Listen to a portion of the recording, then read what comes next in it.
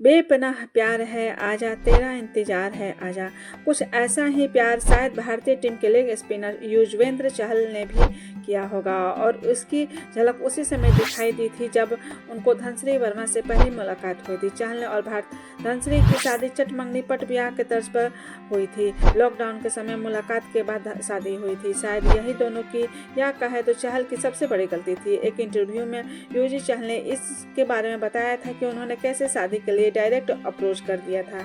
चहल ने कहा था कि मैंने डेट की नहीं किया और धनश्री को जाकर सीधा शादी करने के लिए पूछा था।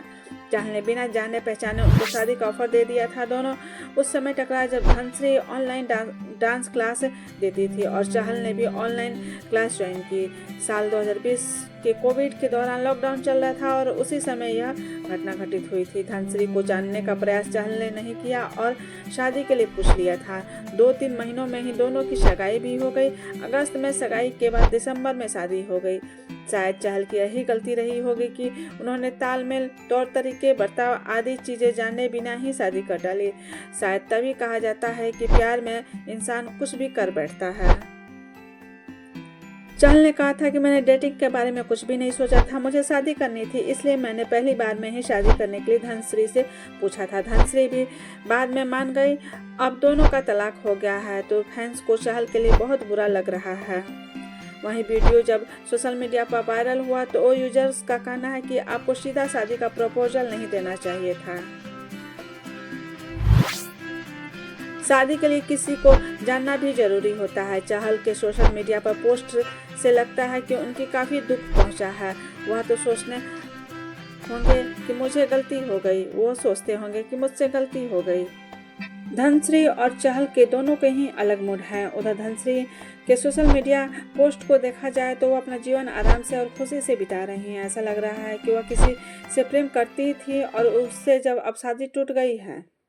धनश्री और चहल के सोशल मीडिया पोस्ट में रात दिन का फर्क देखा जा सकता है। रिपोर्ट के अनुसार दोनों ने गुरुवार को बांद्रा फैमिली कोर्ट में कानूनी औपचारिकताएं पूरी की। उन्होंने यह भी खुलासा किया कि वे पिछले 18 महीनों से अलग रह रहे थे। रिपोर्ट के मुताबिक चहल और धनश्री वर्मा ने अब ऑफिशियली अपनी शादी खत्म कर ली है। तलाक की कार्रवाई पूरी होने के बाद वे अब पति पत्नी नहीं है। बांद्रा फैमिली कोर्ट में जज के फैसले के बाद यह रिश्ता हमेशा के लिए टूट चुका है। दरअसल कोर्ट में चहल और धनश्री से जब अलग होने के कारण के बारे में पूछा गया तो दोनों ने कैपेटिबिलिटी इशू को मुख्य कारक बताया। जज द्वारा उनकी शादी को खत्म करने का अंतिम निर्णय लिया गया, जिसमें वो आधिकारिक तौर पर अपने वैवाहिक बंधन से हमेशा के लिए आज़ाद हो गए। क्या होता है कैपेबिलिटी इशू का मतलब? कैपेबिलिटी इशू का मतलब होता है दोनों लोगों या चीज़ें एक दूसरे के साथ नहीं मेल खाती है सही से, जिसमें समस्या होती है। जब चहल और धनश्री ने अपने तलाक का कारण कैपेबिलिटी इशू बताया तो इसका मतलब था कि उनके बीच कुछ ऐसी बातों या आदतों में फ़र्क था जिससे उनके रिलेशनशिप में परेशानी पैदा हो रही थी। यानी दोनों के विचार, रुचियाँ या लाइफ स्टाइल एक दूसरे से मेल नहीं खा रहे थे, जिससे उन्हें एक दूसरे को साथ रहना मुश्किल हो गया था।